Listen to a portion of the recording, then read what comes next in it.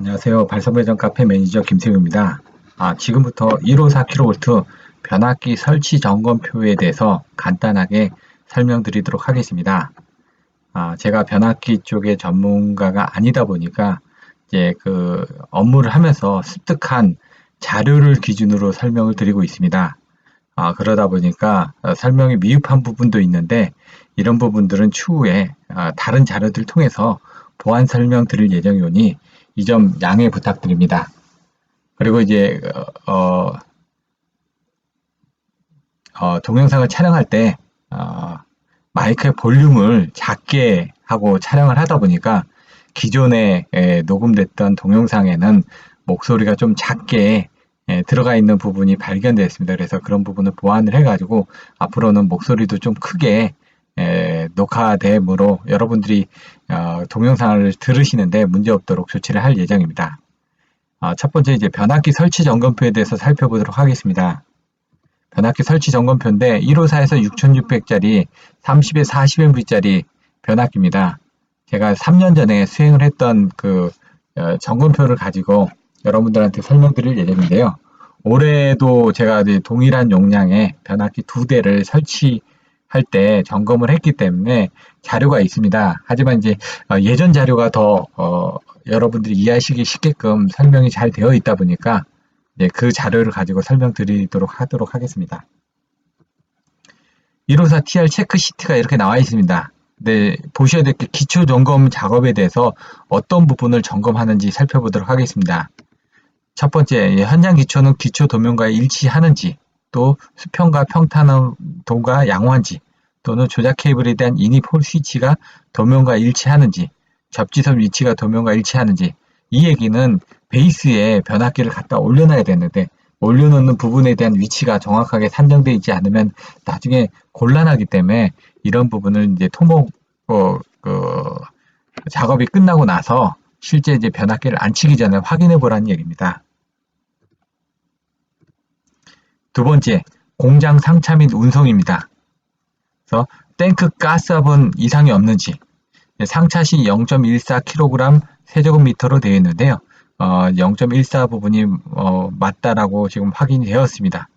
그리고 외관상에서 본체 이상 유무라든가 치부 자재 이상 유무, 기타 이상 유무를 확인하도록 되어 있습니다. 그리고 상차할 때 충격 기록기를 부착하고요. 나중에 하차했을 때 충격 기록 부분을 다시 확인하도록 되어 있습니다.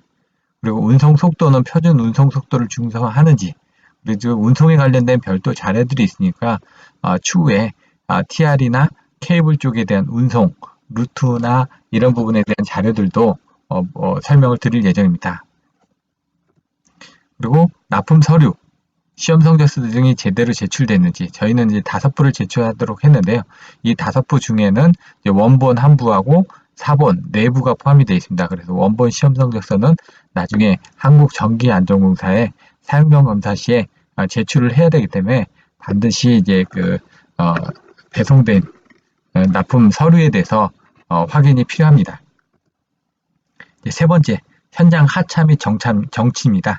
현장 하차했을 때 이제 충격 기록기가 이상이 없는지 열어서 확인을 해야 되겠죠. 그래서 최종 위치로 또 도달할 때까지 충격 기록기는 놔뒀다가 보게 됩니다. 그래서 국내 같은 경우 보통 운송하는데 하루에서 이틀 정도밖에 되진 않지만 해외 운송할 때는 해상 운송을 하다 보니까 배에다 싣고 그 다음에 배에서 가는데 한 달 정도까지 소요되기 때문에 그때 3가지 부분을 보도록 되어 있습니다.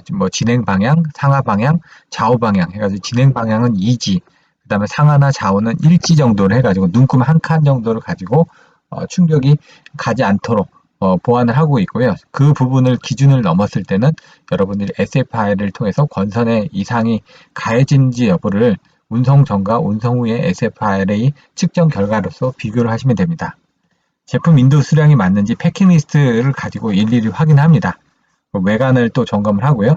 질소 가스압은 하차 시 0.1 정도로 돼 있는지 약간 누기가 됐을 수도 있으니까 확인하는데 요즘은 질소 가스를 사용하지 않습니다. 왜냐면은 질소 가스를 사용해 놓고 나중에 이제 부싱을 연결한 다음에 내부 리드를 점검을 할 때 그 작업자가 지식대로 우려가 있기 때문에 요즘 건조 공기로 해서 0.14 kg의 세제곱미터의 압력으로 변압기 오일이 없는 상태에서 어떤 외부로의 어떤 그 이물질이 유입되지 않도록 이렇게 건조 공기를 집어넣고 움직이게끔 되어 있습니다.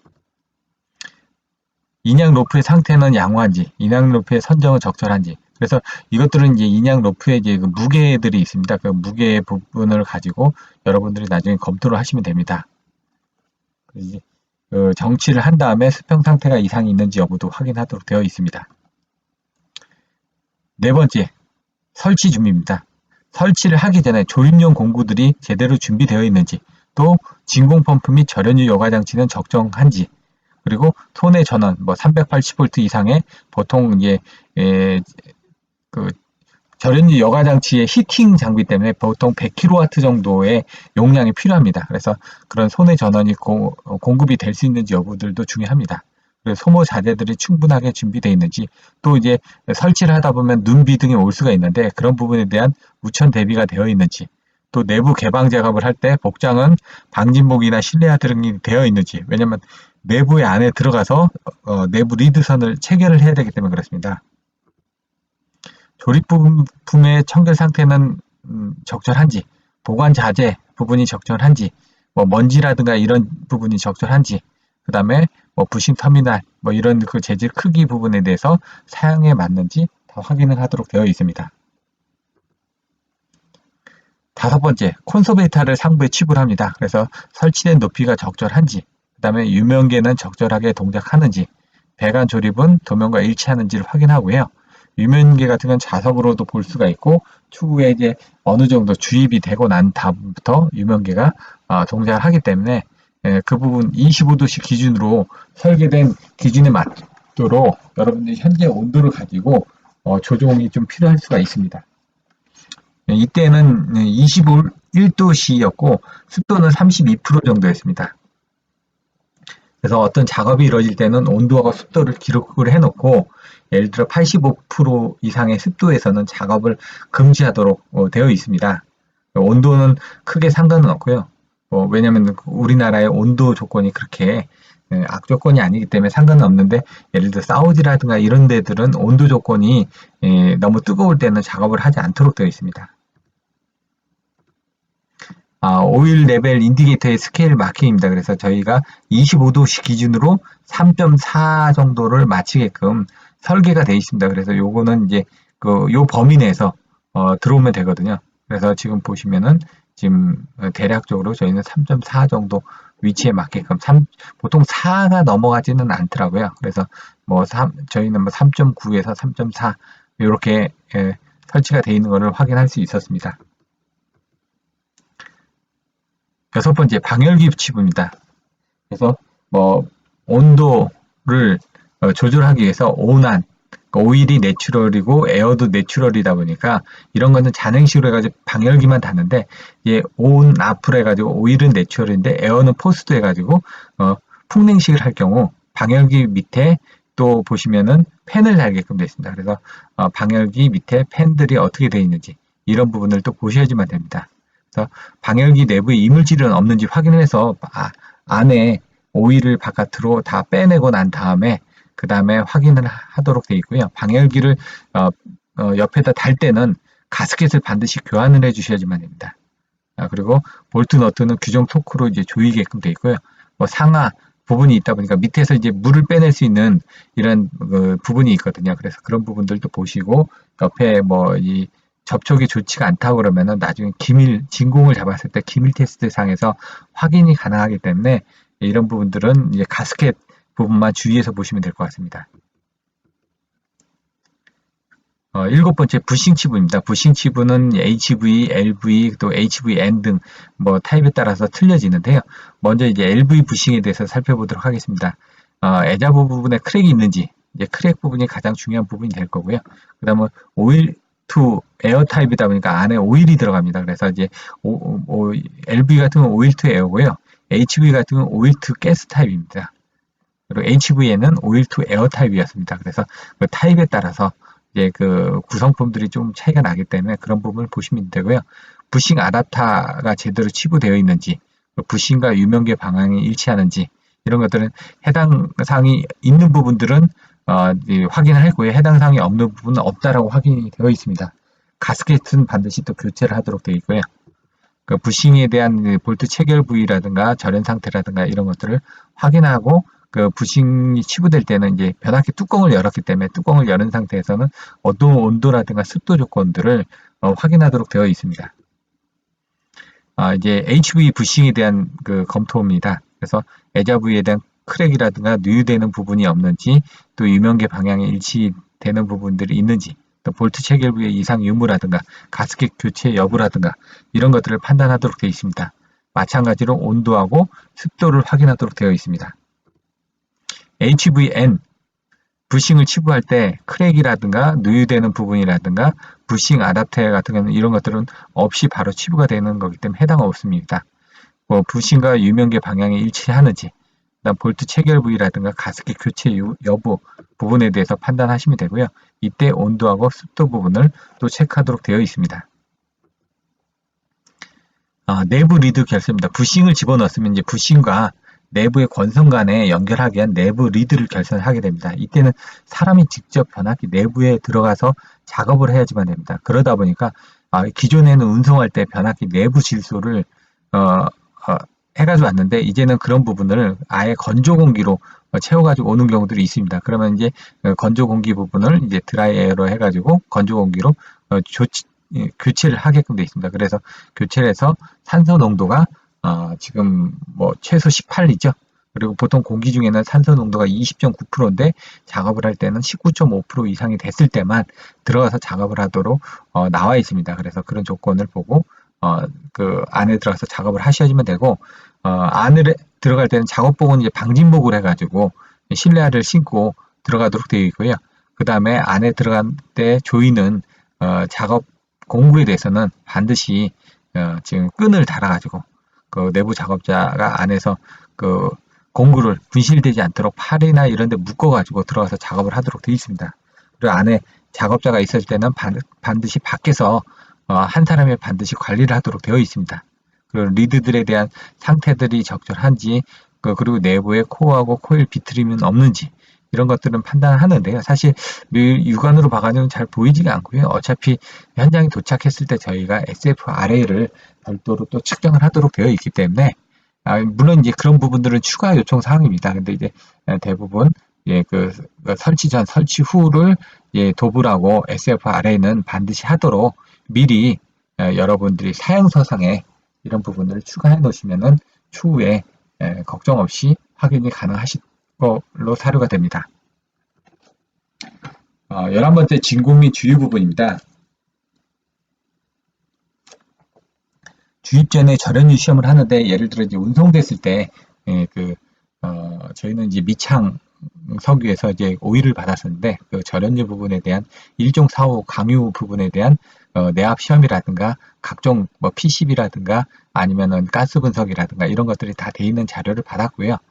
그 다음에 이제 이런 부분을 가지고 이제 바로 주입을 하는 게 아니라 여과기를 통해서 이제 주입을 하도록 되어 있습니다. 그래서 보통 이제 1시간에 6,000리터가 넘지 않도록 되어 있는데, 저희 쪽은 이제 변압기의 오일 용량이 18,200kg이었습니다. 18,200리터. 리터가 결국 킬로그램이니까, 그래서 6,000리터로 해서 3시간 정도를 여과기를 통해서 이제 주입을 하도록 했었습니다. 그래서 진공을 걸고 나서 진공이 어느 정도 걸려 있는 상태에서 처음에 몇 토르가 되면은 1토르까지 가게 되면은 1토르 상태에서 한 15분간 기밀 시험을 하게끔 되어 있습니다. 그리고 나서 계속 진공이 걸려 있는 상태에서 진공이 어느 정도까지 내려가면 이제 그 상태에서 이제 주유를 하면서 이제 진공도가 약간 떨어지겠죠.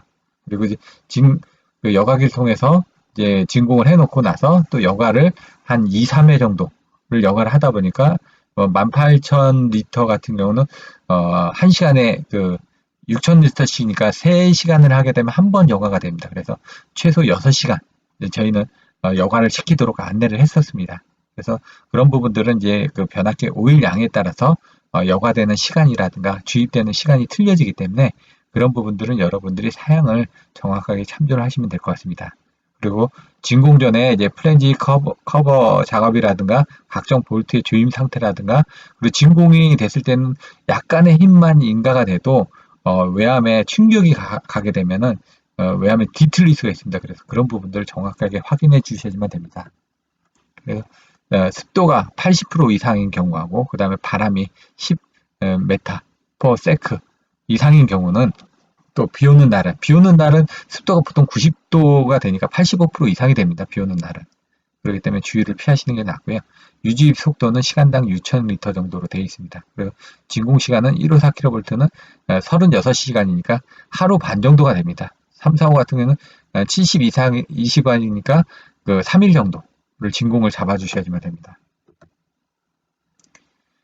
10번째 이제 제어반 조립입니다.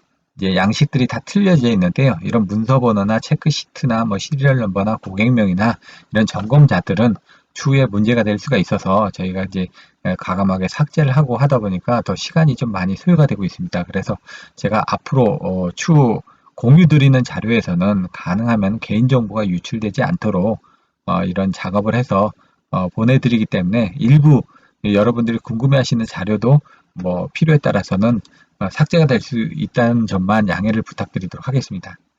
제어 케이블에 관련된 부분들이 제대로 조립이 됐는지 뭐 이런 부분들을 확인하도록 되어 있습니다. 기타 부품 조립입니다. 그래서 뭐 조립 전 파이프 내부 이물질이 돼 있는지, 방출 안전장치는 정확하게 동작하는지, 그다음 각종 계기는 정상적으로 치부가 되고 호흡기는 이상 없는지, 냉각팬은 이상이 없는지, 입력 전압이 380V짜리로 저희는 설계를 했는데 맞는지, 냉각팬용 밑에 보시면 물기 제거용 볼트가 제거가 됐는지 이런 여부들.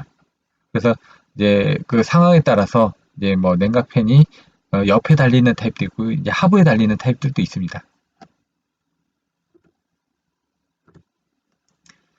요게 이제 보시면 이제 최종 점검 시 이제 진공과 그 다음에 OT 주입과 여과까지 시간이 나눠져 있습니다. 그래서 보시는 것처럼 저희가 뭐 10시 20분부터 진공이 시작됐습니다. 그래서 19도씨 44% 정도에서 진공이 시작됐는데요. 한 1토르 정도 도달하는 시간까지를 저희가 이제 진공을 거의 한 3시간 정도 걸렸습니다. 그래서 1.08 토르에서 한 15분 정도 진공을 중단을 해가지고 기밀 시험을 합니다. 그래서 기밀 시험이라는 게 놔두면은 진공이 안 걸려 있는 상태에서 압력이 다시 증가가 되면 어디선가 빠져나오는 거겠죠. 그래서 이때 당시에는 문제가 없었고 요 이후에 작업을 할 때는 이 진공 때 진공이 파괴가 돼가지고 저희가 확인을 해보니까 상부 쪽에 이제 그 가스켓이 하나가 안 껴진 상태가 있었습니다. 그래서 그 부분을 확인을 해가지고 바로 가스켓 끼고 나서 다시 진공을 잡고 저희가 이제 확인을 했던 사례들도 있습니다. 그래서 이런 부분들을 반드시 필요합니다. 그래서 진공을 중단해가지고 기밀 시험을 통해서 혹시라도 가스켓이 접속이 제대로 안 돼 있는 구간들이 있는지 확인이 필요합니다. 그리고 이제 외암에 대해서는 이제 PT 가주 시험을 해가지고 누유 시험 같은 경우가 다 되어 있기 때문에 또 마찬가지로 SAT 당시에 누유 시험이 다 하도록 되어 있습니다. 그래서 누유 시험도 통해서 여러분들이 이제 뭐 외암에 대한 이상 유무라든가 이런 것들 조립 유무에 대해서 충분히 판단하실 수 있는 부분들이 있습니다. 그리고 15분이 지나고 난 다음에 1시 45분부터 아까 말씀드렸던 것처럼 36시간 이상을 진공을 걸어야 되기 때문에 예를 들어 그 다음날 아침에 받다 보니까 43시간 정도 진공을 걸어 놓고 그 다음에 OT 주입 전에 진공은 한 0.38 정도가 됐는데 OT 주입 중에는 아무래도 약간 진공이 떨어지겠죠. 그래서 18,000리터를 주입을 하다 보니까 6,000리터씩 3시간 정도가 소요가 됐고요. 3시간 이후에 저희가 10분 정도 진공을 해제를 했습니다. 진공을 해제한 상태에서 이제 확인을 하고요. 진공도 이제 바로 해제하는 게 아니라 상황을 봐가면서 해제를 하고요. 해제된 상태에서 이제 여과를 또 시작을 합니다. 여과를 할 때는 아까처럼 18,000리터짜리를 2회에서 3회 정도 여과를 하다 보니까 이제 18,000리터를 1시간에 6,000리터씩 여과를 하다 보니까 1회 여과하는데 3시간이 걸립니다. 그래서 2회 여과를 하다 보니까 6시간 정도 이상을 여과를 시켰습니다. 그리고 여과를 시킬 때는 온도를 보통 40도에서 60도 정도로 올려줍니다. 올려주면은 이게 끓으면서 약간 그 온도가 따뜻해지면 그 안에 이물질이나 이런 가스 같은 게 그 여과기에서 이제 방출이 되게끔 되어 있습니다. 그래서 이런 부분은 온도를 높게 해주는데 너무 또 높게 해주면 안 되고 40도에서 60도 정도 사이에서 유온도를 맞춰가지고 여과를 시키게 되고요. 여과를 필터링 할 때 오일 필터링에 대한 속도는 1시간당 6,000리터를 하도록 되어 있습니다. 그리고 이제 저희가 OT에 대한 절연 내력 시험을 했는데 예, 첫 번째를 빼고 나머지 5번째 이상에서 유조차에서 50kV 이상이 나왔고 여과 후에도 50kV 이상이 나오는지를 반드시 체크해 보셔야지만 됩니다. 저희가 중간에 또 나중에 상용주파 내압 시험을 또 수행을 했었는데 그때 이후에 또 변압기 오일을 또 빼가지고 이런 그 내압 이후에 그 오일의 상태 부분에 대해서도 별도로 체크를 해본 적이 있습니다. 최종 점검입니다. 조립 완료 후 현장 시험이 실시됐는지 현장 시험에 관련돼서는 다른 동영상을 참조를 하시면 될 것 같고요. 온도가 25도씨 기준으로 아까 3.4라고 되어 있었기 때문에 저희가 현장의 온도 조건에 따라서 약간씩 유 온도를 조정을 해주시면 됩니다. 누유 시험은 했는지 그래서 질소를 해가지고 하루 정도 보통 걸어놓고 누유 시험은 이제 바닥 부분을 다 손으로 만져보셔야지만 됩니다. 왜냐면 누유가 되더라도 아주 미세하게 용접 부분에서 미세하게 누유가 될 거기 때문에 손을 만져보고 혹시 손에 기름이 묻어 나오는지 이런 부분을 확인해 보시면 됩니다. FAT 당시에 가끔 이제 누유된 부분이 밑에서 이제 묻어 나오는데 그거는 이제 그 부싱을 조립하면서 이제 오일이 일부 좀 빠져서 흘러내려오는 경우들이 있습니다. 그래서 그런 부분들이 있기 때문에 저희가 이제 이런 부분 조립 부분에 대해서는 나중에 현장에서도 다시 한번 또 확인을 해보시면 될 것 같습니다. 왜냐면 저희가 이제 접속 부분에서 그 누유가 되다 보니까 본체에서는 그 이미 외암에 대해서 PT, 누유 시험에 대해서 가주 검사를 통해서 검사가 돼서 나오기 때문에 그런 부분은 누유가 되지 않고요. 이제 방열판을 붙인다든가 하는 그 가스켓 부분이라든가 이런 접속 부위에서 누유가 될 수 있는 소지가 있기 때문에 그런 부분을 중점적으로 살펴보시면 될 것 같습니다. 그래서 이제 여기 보시면은 밸브의 상태 부분에 대해서 봅니다. 그래서 현장 시험 때 밸브의 상태를 점검을 하듯이 여기서도 마찬가지로 콘서베이터 같은 경우는 다 끝나고 나면 닫혀져 있어야 되겠죠. 그리고 호흡기 같은 경우는 열려져 있어야 되고요. 그 다음에 보시면 OLTC 같은 경우도 닫혀져 있어야지만 됩니다. 그리고 방열기 밸브 같은 건 열려 있어야 되고요. 배유용 밸브 같은 거, 검유 밸브나 코크 같은 이런 부분, 드레인 밸브나 검유 밸브는 닫혀져 있어야지만 됩니다. 안 그러면 이게 바닥 쪽에 옆면에 있기 때문에 오일이 새겠죠. 그래서 그런 상태, 이제 닫힘과 열림에 대한 상태가 제대로 되어 있는지를 확인하도록 되어 있습니다. 그리고 보시면 최종 점검 상태에서 용접 부위나 이런 도장 상태나 이런 부분들을 확인해 가지고요. 도장이 미흡한 부분에 대해서는 현장에서 설치를 한 이후에 다시 도색을 수행을 하게끔 되어 있습니다. 그리고 GIS도 마찬가지고요. TR도 마찬가지고 다 끝난 상태에서 도장 움직이다 보면은 약간씩 이제 그 페인트가 벗겨지는 부분이 생길 수가 있는데 그런 부분은 다시 이제 도색을 샌드페이퍼로 이제 갈아내고 다시 이제 도색을 하면 되니까 그렇게 해서 실시를 하면 될 것 같습니다. 마지막으로 이제 미창 석유를 통해서 이제 공급을 받았던 그 1종45 강유의 시험 성적서입니다. 여기 보시면은 유전 영역 시험도 하고요. 그 다음에 뭐 동정도도 확인을 하고 그 다음에 여기 보면 슬러지나 이런 부분들 이제 PCB나 여기는 이제 절연 역률은 측정을 하지 않는데 요 이후에 나온 것들은 절연 역률까지도 측정을 해서 이런 부분을 확인을 했었습니다. 그래서 지금 그 현장에서 검사했던 그 성적서에 또 이제 동일 회사의 그 오일 성적서가 첨부되어 있으니까 그런 자료를 또 참조해서 보시면 될 것 같습니다. 지금까지 이제 154 변압기 설치 점검표 샘플 자료에 대해서 설명을 드렸습니다. 이후에는 이제 그 변압기를 제조할 때 이제 권선 조립, 철심 조립, 그 다음에 각종 뭐 적층이라든가 단철이라든가 뭐 중심이라든가 뭐 이렇게 가주 검사라든가 이물질 검사라든가 이런 지금 그 설치 검사를 했던 그런 자료들이 있는데 그거를 이제 부분적으로 해서 또 설명을 드릴 예정이고요. 추후에는 변압기를 설계할 때 권선 설계, 그 다음에 철심 설계, 온도 상승 설계 부분에 대한 자료를 가지고 여러분들한테 간단하게 설명드리도록 하겠습니다. 제가 이제 말씀드렸던 것처럼 변압기에 대한 전문가가 아니다 보니까 제가 경험했던 자료를 기준으로만 설명을 드리다 보니까 부족한 부분이 있을 겁니다. 그래서 그런 부분들은 저보다 더 전문가가 있으실 테니까 그런 부분들은 좀 안내를 해주시면은 보완을 해서 설명드리도록 하겠습니다. 지금까지 달성배정 카페 매니저 김세용이었습니다. 감사합니다.